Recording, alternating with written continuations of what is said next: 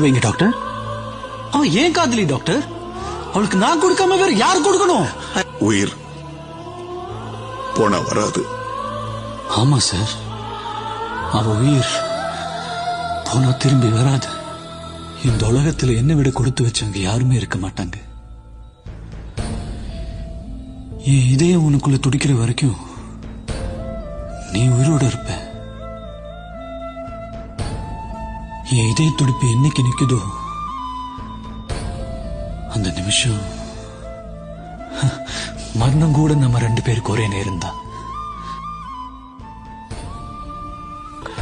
நீயும் அழக்கூடாது. இதை விட நமக்கு என்ன வேணும்?